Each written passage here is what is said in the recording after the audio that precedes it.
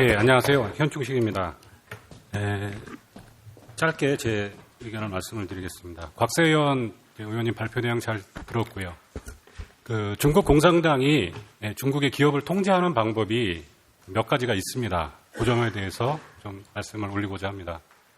하나는 이제 물적 지배 방식, 소위 말하는 이제 지배 구조상에서 주식을 보유함으로써 이제 실제적인 통제를 하는 것이죠. 그거 이외에도 인적 통제 방식, 자신이 소유하고 있지 않는 회사를 할지라도 그 회사의 이사회라든지 경영층을 내 의견과 부합하는 사람이 앉아 있다면은 당연히 제가 통제하는 동일한 효과를 얻게 됩니다. 화웨이 같은 경우는 지금 이제 미국 보고서에 의해서 그 지배 구조 자체가 물적 어떤 지배, 즉 믿을 수 없는 어떤 사형 기업이라고 믿을 수 없는 형식을 취하고 있다는 것이 지금 논란이 되고 있는 것이고요. 거의 100%에 육박하는 수준을 그 트레이드 유니온, 노동조합이라는 어떤 형태에서 화웨이 주식을 보유하고 있다는 것에 대해서 많은 의문을 제기하고 있고, 거기에서 이제 런정페이 이제 회장과 그 경영층에서 이제 반론으로 제기하는 것이 그 트레이드 유니온은 그 화웨이 구성원들이 업무 시간 이후에 배드민턴 치는 것을 관리하는 여가 활동을 관리해주는 어떤 집단이다라는 굉장히 해괴한 해명을 하고 있는 상태입니다. 믿을 수 없는 해명이고요. 실제로는 인민해방군의 실질적인 지배를 받고 있다고 하는 의혹이 계속 있는 것입니다. 지금 이제 촉발된 것은 화웨이이지만은 실제로 이제 중국의 리딩 컴퍼니들이 대부분 중국 공산당에 의해서 통제되고 있다는 의혹이 나온 지는 상당히 오래됐습니다. 저희들이 흔히 알고 있는 BAT 기업들, 중국의 대표적인 테크 기업들이죠. 그 바이두라는 검색 엔진, 그다음에 알리바바라는 이커머스 플랫폼, 그다음에 텐센트, 저희들 그 위챗이라는 이제 저희로 치면 이제 카카오톡과 비슷한 그 모바일 메신저입니다. 이 회사들의 회장 3명이 공교롭게도 모두 공산당 당원입니다. 이미 뭐 많이 알려져 있지만은 또 특이한 거는 최근 들어서 이들 회장들이 공개적으로 어떤 그 공산당과 관련된 옷을 입고 공산당 사상 교육을 받으러 입소하는 이런 장면들이 포착이 되고 그게 기사화되고 있어요. 그러니까 즉 굉장히 열심히 어떤 공산당 활동을 하고 있는 분들이 이제 회장이라는 거죠. 하나 이제 인적 지배를 당하고 있다는 뜻이 되겠습니다. 저는 이제 개인적으로 이제 사업을 하는 사람인데 제 후배가 그 텐센트에 이제 중역으로 있습니다. 이제 한국인이죠. 근데 상당히 이제 불평을 많이 받았다고 합니다. 당신은 왜 공산당 활동을 하지 않느냐? 외모로는 한국 사람이 중국 사람과 큰 차이가 없기 때문에 이제 중국인이라고 이제 오해를 받았던 것 같아요. 그래서 이제 나는 이제 중국인이 아니고 한국 사람입니다. 그랬더니 이제 그때서야 이제 더 이상 얘기를 이제 안 하고 있다고 하는데 그 회사 내부의 실질적인 분위기를 단적으로 말해주고 있는 것이죠. 텐센트라는 회사의 그런 주요 경영층에 있는 사람들이 상당히 실질적인 공산당 활동을 하도록 강요를 받고 있는 게 현실이고, 이게 뭐 자발적이든 비자발적이든 그 회사의 분위기는 당연히 그 공산당에 동조를 하는 민영 기업임에도 불구하고 그런 일이 실제로 벌어지고 있습니다. 이게 세 회사만 해도 중국 국민들, 중국 인민들을 통제하는데 충분한 정도의 파급력을 갖고 있는 회사들입니다. 검색 엔진 바이두를 통해서 사람들이 검색을 하는데 뭐에 관심이 있는지 다 일거수일투족을 다 관심사항을 쫓아서 잡아낼 수 있는 거고요. 알리바바와 이제 징동닷컴이라는 이커머스 통해서 물건을 엄청 사거든요. 그러면은 개인의 어떤 실질적인 구매 활동들이 다 노출되고 있는 것입니다. 위챗, 저희들이 쓰고 있는 이 모바일 메신저의 내용들을 다 감시할 수 있는 거고요. 특별히 알리바바와 텐센트 같은 경우는 이제 알리페이, 그 다음에 텐센트페이라는 그 지불 수단을 갖고 있습니다. 중국은 우리나라와는 달리 은행 시스템이 상당히 후진되어 있기 때문에 국가 내에서도 송금하는 것이 상당히 이제 딜레이가 되고 순간적으로 송금이 안 되는 경우가 많아요. 제가 이제 관리했던 이제 자회사 같은 경우는 이제 시골에서 올라오신 어떤 중국분이 열심히 일을 해서 원래 고향에 있는 부모님한테 송금을 하는데 그게 당일날 송금이 안 됩니다. 한 3, 4일 정도가 걸려요. 그래서 돈을 좀 미리 달라고 하는 뭐 이런 일이 벌어질 정도로 실제로 뱅킹 시스템이 중국 전체적으로 완전히 통일되어 있지 않습니다. 그런데 이제 알리페이나 텐센트페이는 이런 테크 회사들이 오히려 은행의 기능을 하고 있는 것이고요. 실제로 중국 공산당이 상당히 입김을 작용을 하고 있는 것입니다. 이런 사실들을 볼 때에 중국의 그 민영기업에 대한 통제는 상상을 초월하는 수준이고, 특별히 이제 미국 입장에서는 굳이 중국 내부의 서비스에 제한되어 있는 BAT 회사를 이번에 제재할 이유는 아마 없었을 것 같고 실제로 그런 기술을 가지고 이동통신에 관한 중계기 5G 기술을 가지고 해외에 수출을 하고 해외 네트워크망을 건설해주는 화웨이를 제재하는 것이 이제 당연한 순서였다고 생각이 되고요. 두 번째 이제 박영하 교수님 말씀하신 것에서 간단히 제 생각을 좀 말씀을 드리면은 이것이 저희 한국인에 있어서 어떤 의미를 줄 것인가 이러한 굉장히 가치 전쟁, 미국과 중국 간의 패권 전쟁을 넘어서 문명의 충돌 이런 이야기가 나오는데 저는 장기적으로 상당히 한국인에 있어서는 축복이라고 저도 생각을 하고 동의하는 바입니다. 단기적으로는 어떤 경제 침체, 저희들이 이제 대중 수출의 상당 부분이 이제 중간재 수출이고 또 영향을 받을 수밖에 없겠지만은 그 상태로 그냥 내버려뒀을 때 어떤 일이 벌어질 것인가. 중국 제조 2025의 핵심은 쉽게 말해서 2050년까지의 계획인데 실제로는 2015년에 발표된 이미 10년 후인 2025년에 한국을 초월하는 계획이에요. 계획 자체 내용이 이제 독일이나 일본, 한국 정도는 최종적인 목표는 이제 물론 미국이겠지만 그 정도 국가는 2025년에 이미 초월해서 자기들을 한참 밑에 두겠다는 계획이고 그 실제적인 방법론으로는 뭐 기술 탈취도 서슴치 않는 실제적인 그 액션이 나오고 있는 계획입니다. 저희가 그 틀 안에서 그대로 있을 때 과연 대한민국의 어떤 기술적인 우위, 경제적인 우위가 지속될 수 있느냐? 그렇지 않죠. 그래서 그 단기적인 어떤 문제 때문에 그걸 방치해뒀다가는 굉장히 큰 이제 공경에 처하는 상황이고요. 장기적으로 볼 때는 당연히 저에게 상당히 유익한 일이 올 수가 있습니다. 당연히 이제 중국이 견제를 받음으로 해서 기술적으로 저희가 격차를 벌릴 수 있는 충분한 시간적 여유를 이제 갖게 되고, 여기에 있어서 이제 조금 더 이제 제가 뭐 투자자 입장에서 이제 생각을 해본 것은 단기적으로 이제 중국의 큰 파괴적인 어떤 어려움이 닥쳤을 때에 실제로 저희에게는 투자의 기회가 될 수도 있다라는 생각을 해봅니다. 저희가 IMF 때 상당히 저희 알짜 매물 기업이라든지 부동산이 해외 기업에 넘어갔던 거 잘 아실 겁니다. 미국의 최종 목표가 중국을 완전히 지구상에서 없애버리겠다는 건 당연히 아닐 거고요. 그 용을 꿈꾸는 하나의 드래곤을 꿈꾸면서 패권을 차지하려고 했던 중국을 어떤 서방 친화적이고 어떤 자유와 인권이 보장된 어떤 자유시장의 체계로 순화시켜서 하나의 팬더 공과 같은 정상적인 세계 국가의 한 일원으로서 이제 리딩을 하고자 하는 것이 목적이라고 본다면은 중장기적으로 중국은 저희들이 14억 인구에 대해서 동일한 스탠다드를 가지고 접근할 수 있는 큰 시장으로 다가올 것이라는 것이죠. 그 전 단계까지는 중화패권주의, 중화민족주의, 국가 자본주의에 매몰되어서 외국 기업이 도저히 경쟁에서 이길 수 없는 인구만 14억이지 실제로 저희가 먹을 날이 없는 시장이었거든요. 장기적으로는 저희가 이 기회를 편승한다면은 엄청난 축복이 될 것이고요. 그렇다면 이제 저희가 과연 이 선택을 강요받는 이 시점에 있어서는 어떤 편을 들어야 하겠느냐, 누구의 편을 들어야 할지는 상당히 명확합니다. 근데 그 점에 있어서 이제 가치 판단이 좀 헷갈려서 어떤 순간적인 이익 때문에 어떤 뭐 로우 키로 간다, 뭐 로우 프로파일로 간다, 양쪽의 눈치를 다 봐야 된다, 이제 이런 얘기들이 많이 나올 수 있는데 제 생각은 좀 이번 기회에 좀 명확하게 이 컨텍스트를 이해한다면은 미국의 편에 서고 거기에 따른 편승하는 효과를 어떻게 저희가 가져갈 수 있는지를 고민하는 게 보다 현실적인 전략이라고 생각을 합니다. 예, 이상입니다. 예, 이제 이게 우리 현 이사님 토론은 여기 잘 나와 있어요. 지금 말씀하신 것보다 훨씬 자세히 나와 있으니까 좀 읽어주시고요.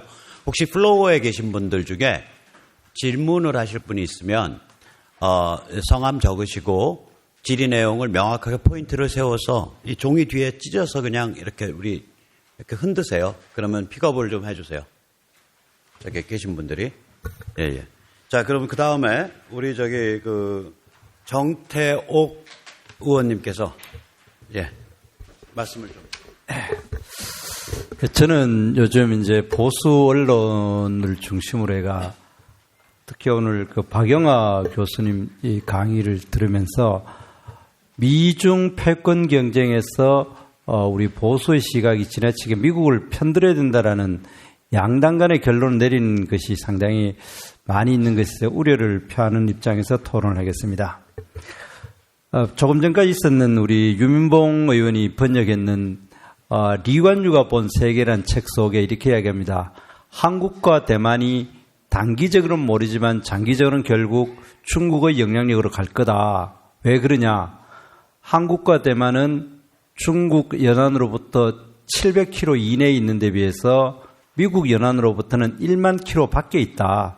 한 번, 두 번 패권 경쟁을 하다가 대만이나 한국을 두고 중국이 지겠지만 포기를 하지 않을 거다. 그런데 미국은 한 번만이라도 지면은 그 방어선을 일본 열도나 괌으로 후퇴할 거다. 그런 이야기를 합니다. 상당히 저는 공감이 가는 이광류가 2010년에 했는 이야기입니다. 그 다음 이제 두 번째로는 그레이엄 앨리슨이 예정된 전쟁이란 책 속에서 미중 갈등에 있어가지고 2016년 현재 벌써 실질적인 구매력으로 기준으로 하면은 중국이 미국의 그 경제력을 앞질렀다.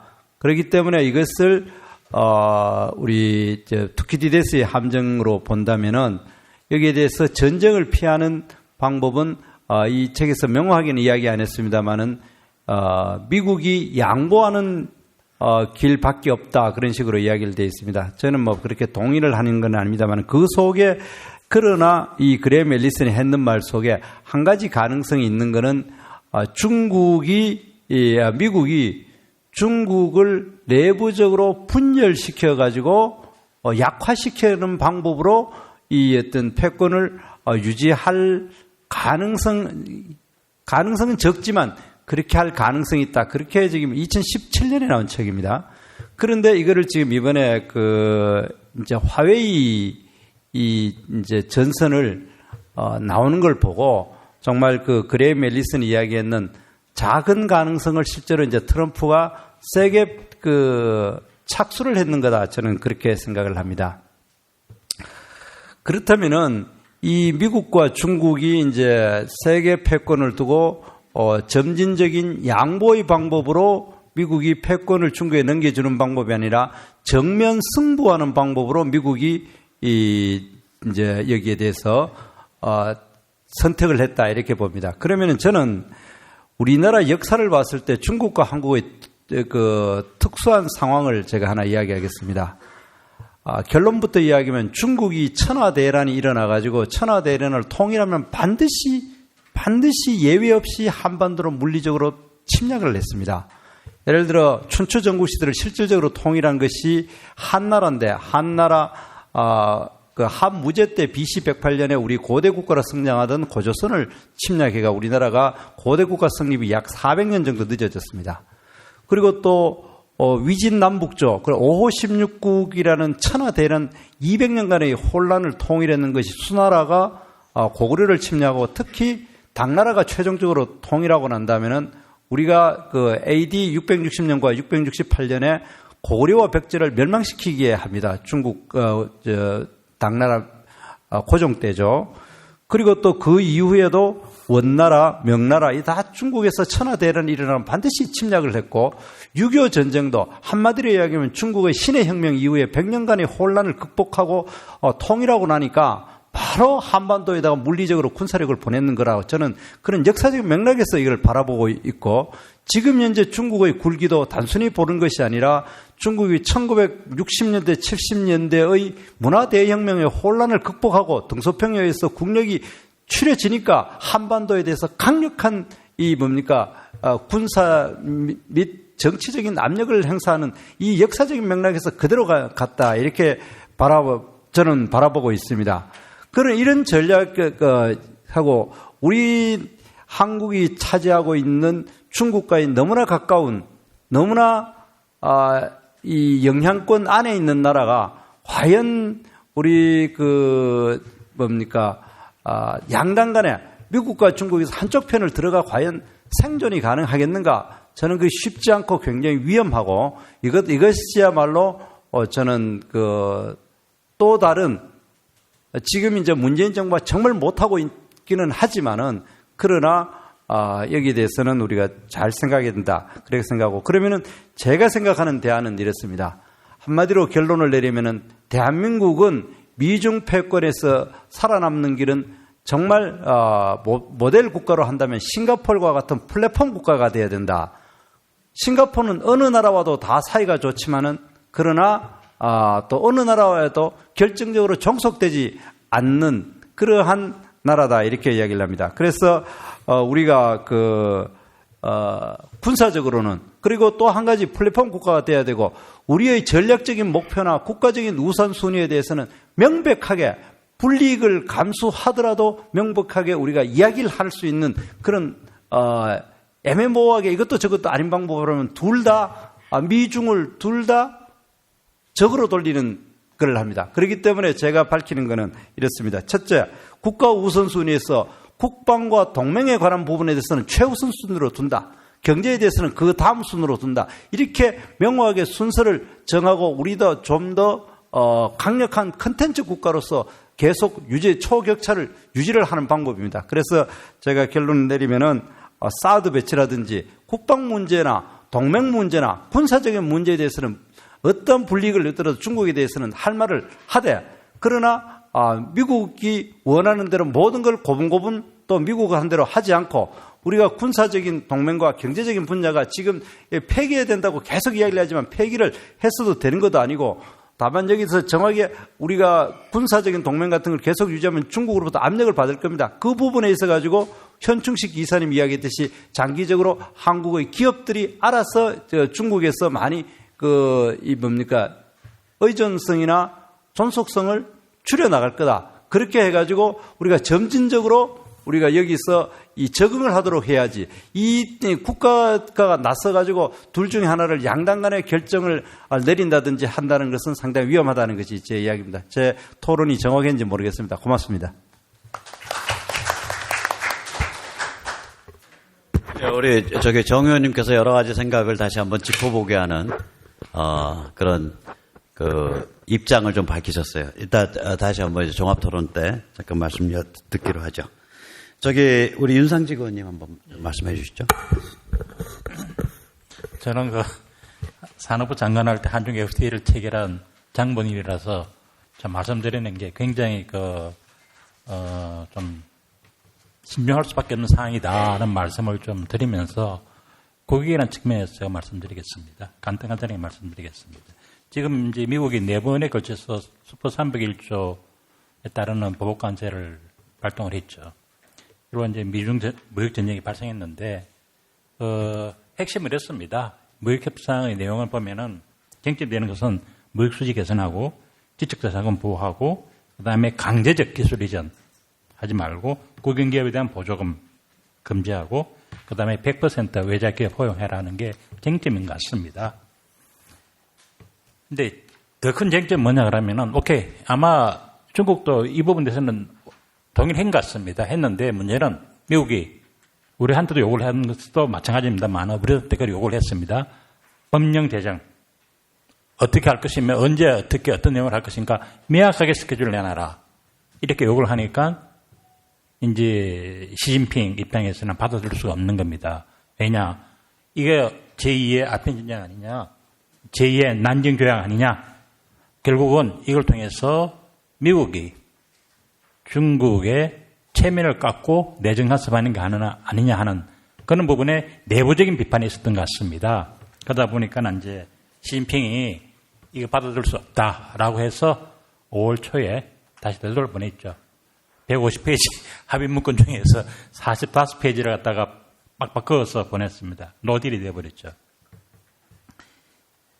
또 하나 보면은 또 협상 내용을 갖다가 이제 합의서를 서명하고 나서 동시에 작년에 부과했던 500억 불 첨단 제품에 대한 보복관세 부과를 갖다가 바로 즉시 철폐하라 그랬는데 이 부분은 또 미국은 또 중국 못 믿겠다 이렇게 해서 일단은 합의가 안 됐습니다.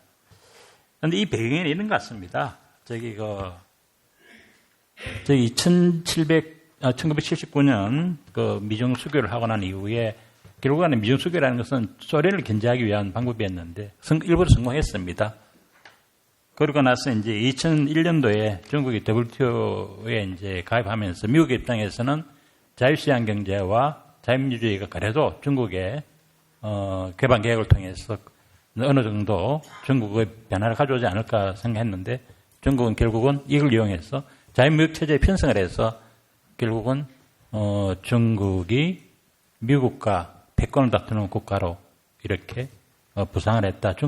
미국에 실수했다고 생각하는 것 같습니다. 그러니까 얼마 전에 트럼프가 카트 대통령한테 전화를 해서 정말 중국이 무섭다는 이야기를 했고 또 스티브 베넌이라는 전 백악관의 그 안보 전략가가 우리가 프랑켄슈타인을 갖다가 키웠다고 하는 겁니다. 그래서 결국은 이제 우선 논의 더 나가기 전에 시진핑이 중국 모임이 뭔가 내용을 좀 들여다볼 필요가 있습니다. 그 구조는 한 4개 정도 되는 것 같습니다. 하나는 경제적으로, 기술적으로 중국 제조 2025를 통해 가지고 기술적으로 미국을 앞지르겠다. 세계 최선대 앞서겠다는 그런 의지를 가지고 있고 그다음에 1대1로 정책을 통해서 중화 조공 체제를 만들겠다. 세 번째, 기축통화로 위안할 기축통화를 만들겠다. 그다음에 이걸 위해서 제일 중요한 부분입니다. 시진핑의 사상과 임기제한을 철폐해야 되겠다. 2050년까지 중국을 달성하기 위해서는 단일한 리더십을 통해서 할 수밖에 없는 하는 것 같습니다. 이게 2016년 3월 11일 날 아마 헌법 개정이 됐을 거예요. 그런데 이제 22일 날 바로 미국이 이제 보복 관세 무역 전쟁을 일으키죠. 참 아주 오인이 아닌 것 같습니다. 그래서 여기서 지금 미국이 걱정하는 부분은 이게 중국 목에나는 것이 시장경제나 자유민주주의, 소위 말해서 서방 세계에 지향하는 가치에 기반한 중국몽이 아니고 사회주의, 과거 조공체계 하에서의 그런 중국몽이 아닌가 하는 그런 생각 같습니다. 최근에 중국의 그 민영 기업들이 CEO들이 많이 붙잡혀갔죠. 그 다음에 또 이제 고교화도 많이 되고요. 이런 것은 소위 말해서 자유주의 시장경제에서 시장을 빼겠다는 의미 같습니다. 아까 우리 두 분 다 말씀했습니다만 투키디드스 함정 어쩔 수 없는 것 같습니다. 기존 세력이 신흥 세력과 한번 붙을 수밖에 없죠. 중국의 국력이 이미 미국에 한 60%까지 나왔습니다. 이제는 미국에 도전한 형국이기 때문에 양체질 충돌은 불가피하다라고 생각을 합니다. 특히 그 다음에 이제 저희가 참 들여다봐야 될 게 이번에 그 미중 패권 전쟁의 안에는 미국이 중국의 구제개혁을 요구하는 부분이 있습니다. 다시 말씀 자유시장 경제 민주주의 이 부분입니다. 대표적으로 우리가 알 수 있는 것은 11차 류허가 이제 11차 무역 협상을 했을 때 미국 측에서 요구했던 것은 인터넷의 전면적인 개방이었다고 합니다. 인터넷에. 지금 인터넷 개방 안 하고 있거든요. 우리 네이버까지도 막아놨거든요. 중국의 비판적인 기사들 못 보게 만들었거든요. 이 부분이 중국의 자유라는 것을 막고 있다는 거거든요. 일당 독재를 가능한 부분이라서 굉장히 중요한 사항입니다. 그래서 이걸 거부했다는 거고요. 그래서 저는 이렇게 봅니다. 다들 공감하시는 부분이지만 중국 공산당이 미국에 굴복할 때까지는 아마 모든 수단을 강구해서 지속적으로 이 문제는 해결되지 계속적으로 지금 중국이 압박을 갈 것이다. 그래서 지금 우리가 이 상황을 갖다가 트럼프 대통령의 돌출 행동이 아니라 미국에서 큰 공감대를 가지고 있는 그러한 것이다라는 부분을 제가 말씀드리고 싶고요. 다들 공감하실 겁니다. 특히 소로스, 민주당 지지자거든요. 소로스가 한 말이 있습니다. 열린 사회의 최대 적은 시진핑이다. 뭐 간단한 이야기입니다. 그 다음에 또 이제 이게 정말 진검승부라는 게 이렇습니다. 트럼프가 이 미중 패권 전쟁에서 양보할 경우에는 2020년 재선 상당히 물 건너갈 수 있습니다. 지금 민주당은 양보할 때만 기다리고 있거든요. 두 번째, 또 시진핑 입장에서는 이번에 시진핑이 왜 무역 합의를 갖다가 파기했느냐? 왜 중국 내부에서 제2의 난징 조약이라는 말이 나왔느냐? 중국의 내정 간섭까지 할 수 있다. 시진핑 권력이 공고하지 않다는 이야기가 될 수 있습니다. 순족에 있던 시진핑은 지금 태자당 출신인데 공청당이나 상하이방이 시진핑을 비판하고 있다는 내부적으로 그렇게 볼 수 있습니다. 따라서 시진핑도 양보하기 쉽지 않습니다. 이제 그래서 양쪽 다 테러가 막혀 있는 상황이다. 그리고 또 제가 이쪽 보니까 트럼프가 중국 허를 찌르는 협상 전략을 많이 준비를 했더만요. 단계별 고율 관세 부과, 기술 침해에 대한 제재, 환율 절하, 상계 관세, 금융 집권 제한, 남중국해 항행의 자유, 그다음 인권 문제까지 아주 다양한 중국의 아킬레스건을 건들 수 있는 그런 실탄을 많이 확보했다는 겁니다. 그다음에 특히 이 전쟁을 시작한 시점이 미국 경기가 호조를 보이면서 중국 경기가 하향 국면에 들었을 때 했다는 부분이 매우 중요합니다. 그다음에 또 한 가지는 이제 미국의 의도를 알 수 있는 것은 얼마 전에 이제 미국하고 멕시코, 캐나다하고 자유무역 협정이 체결됐는데 그게 비시장 경제국과 FTA를 체결하는 경우에는 우리는 탈퇴한다. 하지 말라는 거죠. 중국을 겨냥한 겁니다. 그런 측면에서 이제 우리 화해의 제재를 봐야 된다. 이 화해의 제재는 미중 간 패권 전쟁의 대회전, 대회전이라는 말은 전쟁에서 국가의 전망을 걸 수 있는 그런 전쟁이라는 전투라는 이야기입니다. 대회전. 세계적으로 몇 번 없습니다. 지금 이 화해만 뿐 아니라 ZTE, 퓨전 진화 반도체입니다. HIK 퓨전, 하이강 퓨전이라 그러는데 이게 이제 CCTV 만드는 회사고 DJI 드론, 중국의 최첨단 산업은 전방위적으로 지금 제재를 가하고 있습니다. 선전포고죠, 일종의. 이와 관련해서 미국이 다시 고민하고 있는 게, 보고 있는 게 중국의 국가정보법입니다. 거기에 따르면 민간기업마저도 중국의 정부의 정보 활동에 도움을 지원해야 됩니다. 이런 부분은 미국이 보고 있고요. 특히 지금 왜 지금 이 화해 제재를 우리가 봐야 되느냐. 요번에 왜 그동안에 그냥 화해 놔두다가 왜 미국이 이렇게 제재를 가하기 시작했느냐. 결국은 5G 네트워크입니다. 저는 3.5GHz 지금 아마 LTE와 병행으로 쓸 수 있는 그 부분은 큰 쟁점이 아닌 것 같고요. 우리도 내년부터 28GHz 이 부분을 어떻게 아까 군사 문제하고 관련되어 있다고 했는데 28GHz 대역의 주파수를 우리가 밀리터리 웨이브라 그럽니다. 군사 전파라 그럽니다. 그렇기 때문에 이 부분에서 중국의 독주를 방치했다가는 결국은 경제적인 문제뿐 아니라 군사적인 문제까지도 이제 미국이 종속될 수 있다라고 볼 수 있는 겁니다. 그래서 이거는 매우 중요한 상황이고 화웨이 제재를 우리가 어떻게 봐야 될 것인가라서 근본적으로 군사와 관련된 까지도 관련되어 있다고 하셔야 될 것 같고요. 그 다음에 이제 지금 이제 줄세우기 문제가 있습니다. 아마 미국이나 중국이나 진검승부를 하고 있잖아요. 저는 진검승부를 봅니다. 적당히 물러설 수 있는 그런 전쟁은 아닌 것 같고요. 그래서 한국은 어떻게 가야 될 것인가. 하늘이 무너져도 살 길은 있다. 무능한 한국 정부를 믿을 수는 없다 하는 생각입니다. 일본 정부를 보면 참 교묘합니다. 정부 차원에서는 화웨이 장비 안 쓰겠다라고 해놓고 기업 차원에서는 또 문을 열어주고 있어요.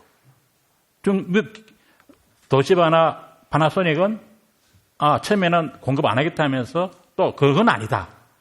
아주 소극적이지만 또 기존의 어떤 중국 기업과의 관계를 유지하려고 하고 있거든요. 우리도 그렇게 가야 된다는 거죠. 그런데 우리는 지금 잘못했다는 겁니다. 이 정부가. 왜 초장에 안보에 문제가 없다. 친중 발언을 했냐 이야기예요. 자신 없으면 물러서면 되지. 뒤에 있으면 되지. 저는 지금 우리나라 형국을 고래 싸움에 등 터진다는 이야기를 지금 하고 있는데 그렇지는 않은 것 같습니다. 반도체 메모리나 OLED나 2차 전지나 5G 통신 장비는 우리가 세계시장에서 그래도 대체 불과할 수 있는 그런 힘을 가진 그런 정도의 기업들이 많습니다. 이 기업들이 잘 운신하면은 우리가 이 싸움에서 실리도 처하고 또 나름대로 국가적인 그런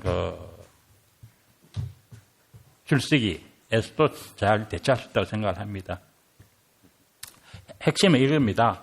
저는 우리 기업들이 버티기와 업소 전략을 해야 된다. 그다음에 밀고 당기기 작전해야 된다. 우리는 새우가 아니다는 말씀을 드리고 싶습니다. 미국도 중국도 우리를 갖다 내치기에는 우리가 자기네들이 이중의 부담을 줄 수밖에 없는 생각이 될 수 있습니다. 그렇기 때문에 우리가 좀 숨을 쉴 공간이 있다고 보고요.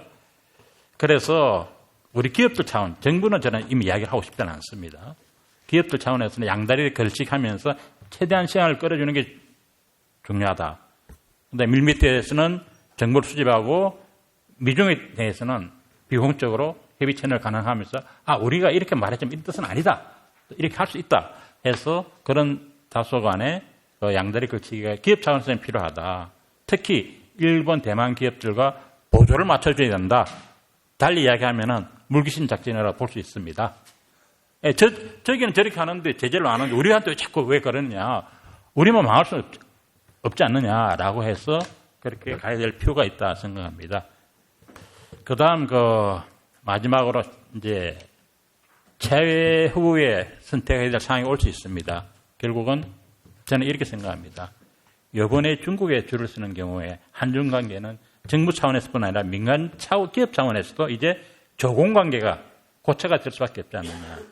이렇게 가는 건 아니다. 그래서 우리가 자주국 국가로서 사드 트라우마를 벗어나기 위해서라도 중국의 요구에 대해서는 호락호락 알아서 기는 것은 안 된다. 그렇게 생각을 합니다. 결국은 우리가 궁극적으로 이런 상황이 이런 결론에 도울 수 있습니다.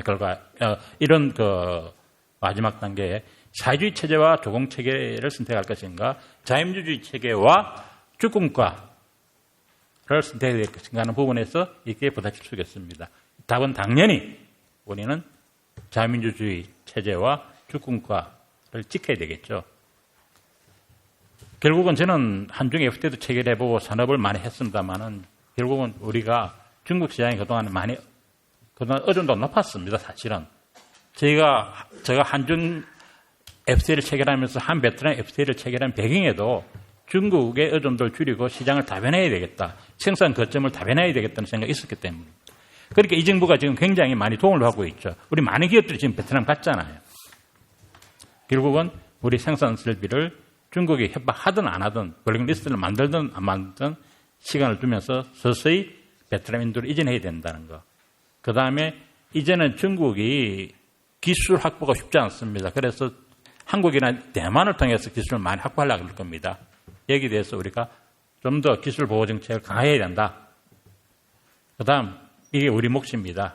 미국의 중국 제조 2025는 지속될 것입니다. 기술 부분에서 패권을 줄 수가 없기 때문에 결국은 그 시장 대체를 할 수 있는 기업을 어떻게 볼 것인가, 한국 기업으로 볼 것입니다.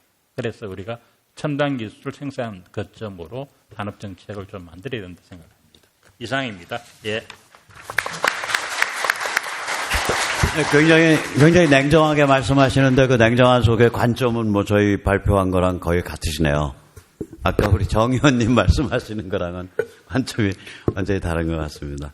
우리 관점인데 이게 이제 참고로 그냥 제가 짧게 옆에 이렇게 추임새를 넣어드린다면 아까 발표하실 때 소련과 중국의 차이점에 대해서 이제 박 교수님이 잠깐 언급을 하셨는데 러시아는 뾰토르 때부터 어떻게 하면 유럽 문명을 받아들일 수 있나를 고민한대요.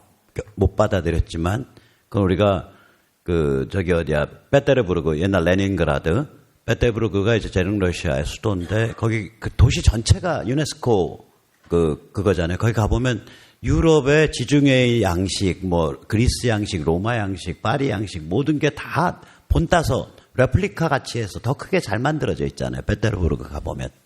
그래서 그런 고민에서 나온 게 굉장히 위대한 러시아 문학의 흐름들, 그러니까 이제 푸시킨, 그 다음에 렐몬토프, 그리고 고골, 도스토옙스키, 이런 그 정신적 고통들이거든요, 그게. 그리고 거기서 이제 발작을 일으킨 게 특히 유대인들, 러시아, 폴란드, 그때 당시 폴란드가 러시아의 급진 유대인들이 주도해서 러시아 급진운동을 만들었고 그 급진운동으로 한 방에 러시아를 현대화시키자라는 거예요. 그러니까 러시아 공산당의 맨 아래 깔려있던 기본 문제의식은 서양을 능가하는, 서유럽을 능가하는 서유럽적 현대화입니다. 기본 주제가. 그리고 이제 중국은 전혀 다르고요. 그 출발점이. 그 다음에 두 번째 당도 달라요. 제가 며칠 전에 그 의심을 하다가 확인을 해봤는데 공산당은 그 당 생활을 하던 간부를 나이 40, 50이 됐을 때 군으로 보내요. 그게 이제 정치장교 코미사르라는 제도인데 그걸 그러니까 민간인 당원을 군 간부로 보내는 거예요. 이게 나폴레옹 때 있었던 거예요. 그래서 군을 장악을 하거든요. 공산당은. 그게 원래 그 클래식한 공산당의 방식인데 중국은 특이해요. 이게 도시폭동에 바탕한 공산당이 아니라 농촌 게릴라 혁명을 통한 중국 혁명이었기 때문에 도시 기반의 당 조직은 약하고 PLA, 인민해방군이 원래부터 강합니다.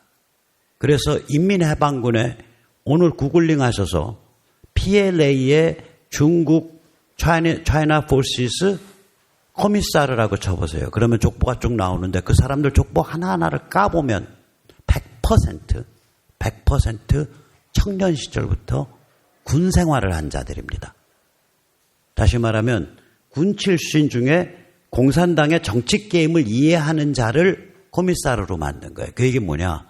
인민해방군이 사실은 배후 중에 배후입니다. 공산당 뒤에 배후가 인민해방군이에요.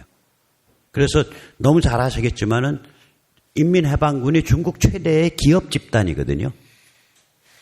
그러니까 얘들이 지금 우리가 윤 의원님 말씀하시는 이런 종류의 그 개혁 혹은 변신을 하기가 내부적 체질이 굉장히 어렵지 않나 그런 생각을 합니다. 자, 오늘 토론 마지막 발표는 이제 토론 발표는 우리 조성환 교수님이 좀 짧고 강력하게 해주세요. 강력하게 할 것 같은데 짧을 자신이네요. 우선 우리 정 의원님, 윤 의원님 너무 교수 같아요.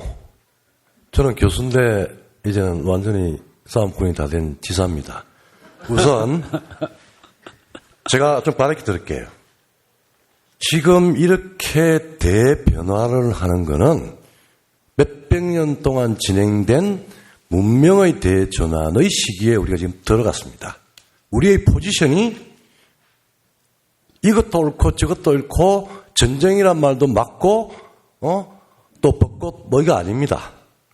우리는 이렇게 큰 변화할 때는 정확히 지금 이 전쟁의 요소는 냉전 시기에 있었던 체제 전쟁도 아닙니다. 정확히 이야기하면 가치의 전쟁, moral imperative라고 표현을 왜 썼느냐. 여러분들 솔직해집시다. 지금 우리 안과 밖에 대한민국 정상적인 주권자인 주인이 겪고 있는 이 분노와 이 불안감은 뭡니까?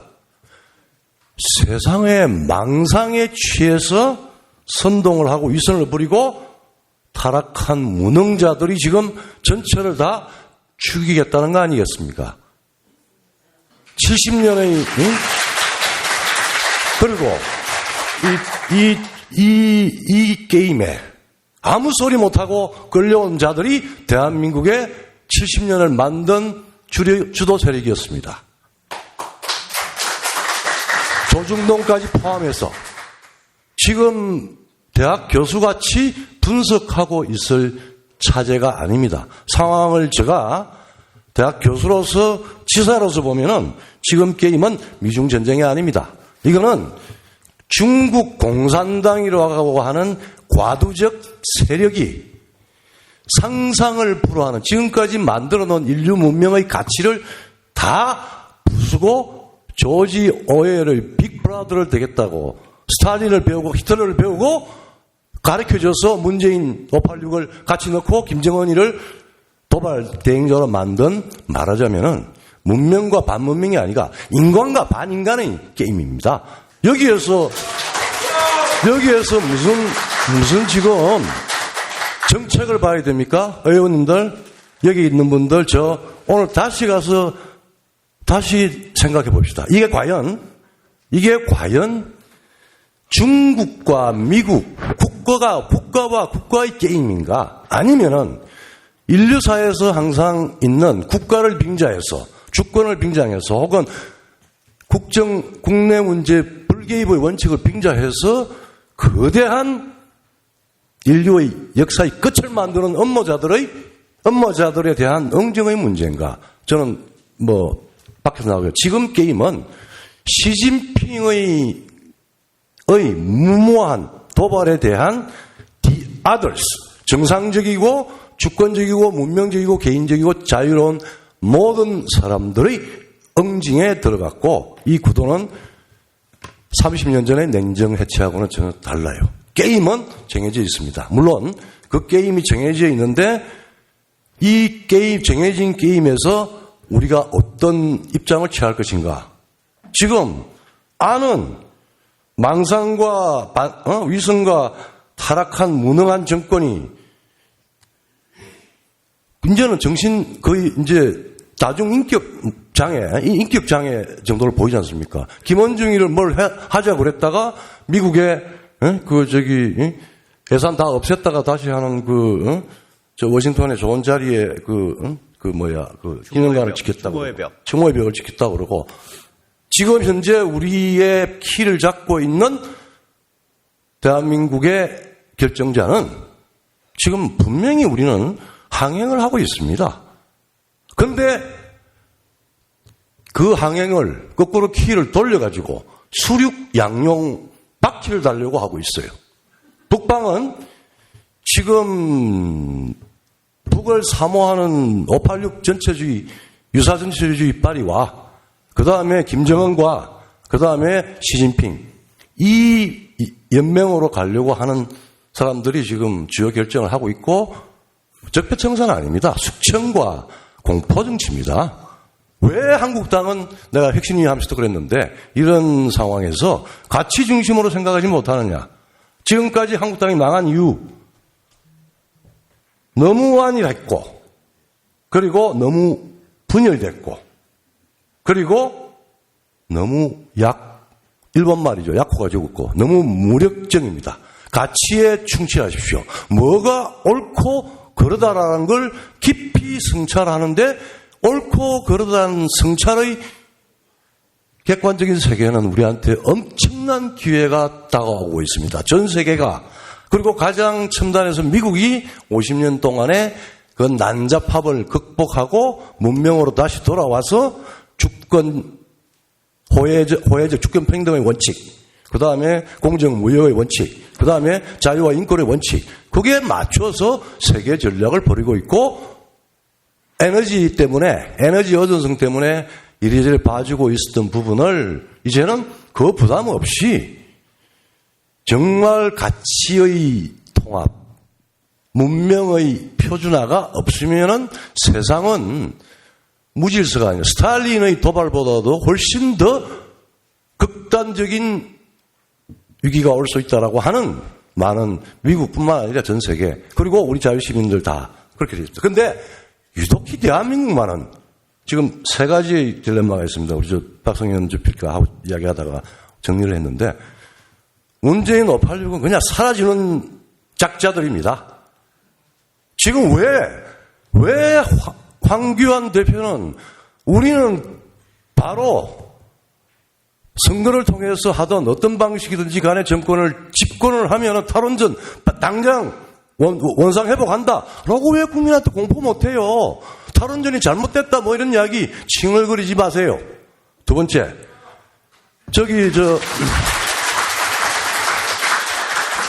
중국과 미국과의 전쟁은, 이거는 문명과 전 세계와 중국 공산당의 싸움이다.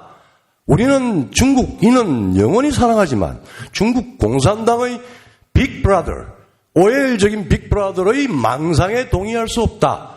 당신들이 가려면 같이 시진핑을 껴안고 자살하려고 그러면은 가. 단 우리 기업과 우리 자유시민은 끌고 가지 마.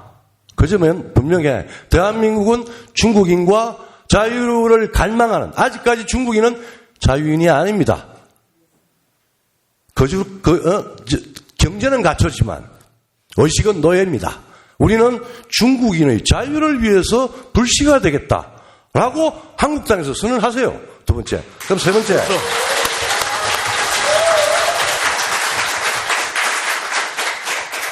그리고 제발 대한민국의 조중동에서 지금 제가 이야기 공개적으로 했습니다. 조중동이 지금 왜 저러냐. 조선일보만 탄핵 사태에서 진실의 편에 있었으면은 이런 황당한 꼴 우리 안 당했습니다. 70년 동안에 피해의 골짜기를 지나고 땀으로 강을 만든 이 나라가 자유가 만들어지고 법치가 만들어지고 헌법이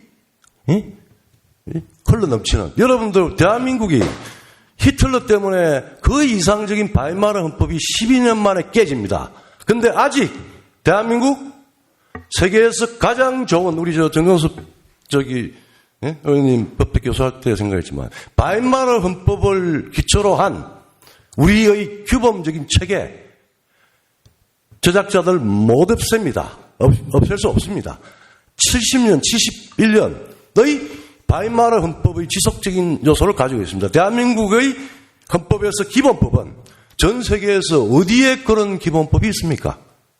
그러니까 우리는 이 훌륭한 규범으로 문명의 싸움에 동참할 것이며, 그리고 동아시아 그 문명은 미국이 내건 이야기지만은 동아시아 자유화입니다. 지정학적 팽창 막고, 주권 침략 막고, 그 다음에 경제적인 그걸 막고, 그러니까 네 가지 차원의 머리는 지금 중국 공산당의 거의 반인권적인 지금 투쟁에 들어갔습니다.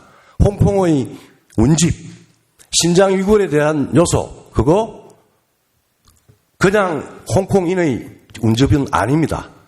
지금 중국의 자유를 억압했던 30년 전에 2,000명을 한꺼번에 물론 개방을 했지만 쓸어버린 등소평에 중국의 그 비자유적인 전체주의적 요소에 대해서 미국의 경고의 사인이고 많은 자유 진영의 경고의 사인입니다. 나는 그렇게 받아들입니다. 즉 머리는 디지털 토탈리타리아니즘, 너희들이 기술 문명으로 모든 인간의 자유를 억압하는 전체주의 절대 용인할 수 없고, 세계는 우리를 따를 것이고 우리는 정당하다는 걸 보여줍니다. 두 번째, 심장부가 화해입니다.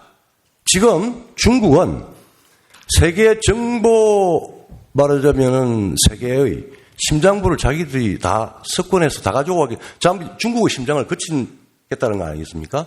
근데 그거 끊겠다는 겁니다. 그러면은 자유한국당에 지금 앞으로 나갈 일은 뭡니까? 엄청난 기회를, 그러니까 희생을 지금 단기적인 여러 가지 트러블을 좀 줄이고 기회를 지금 구체적으로 따지면은 널려 있습니다. 신에너지 세계 질서 버전 2, 셰일 오일 혁명을 통한 그거 동아시아가 중국까지 합하면은 세계 LNG의 90%입니다. 중국까지 우리 먹을 수 있어요. 중국인을 포섭하고 중국 공산당을 구축을 하면. 그 다음에 세 번째, 영토적 네 가지 팔. 중국인, 제가 중국을 전공한 사람입니다. 중국은 옛날도 그랬고 지금도 그렇고 앞으로도 그렇고 절대 군사적으로 다른 국가를 팽창해서 정복 못하는 국가입니다.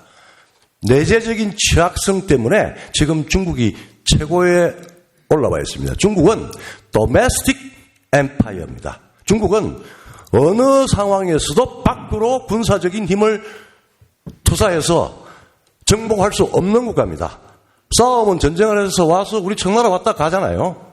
그런 이유는 제가 정말 구구절절히 몇 시간을 통해서 내가 설명할 수 있는데, 내부적인 모순 때문에, 내부적인 식민지를 가진 국가들 아닙니까? 자국의 국민들한테 호구를 안 주고 유민으로 만들어서 동관이다, 칭다오다,天安門에다 해가지고 그 낮은 임금으로 고도성장을 하고 환율 조작을 해가지고 수출 뽑아내고 그래서 돈 좀 되는 아주 과두제 올리가르키 공산당 핵심부 그리고 요번은 중국으로 군으로 넘어갔어요. 그 무지막지한 몽매한 자들이 몇백 년을 거슬려서 지금 천하체제 조공체제를 하려고 그럽니다. 그게 통하겠습니까?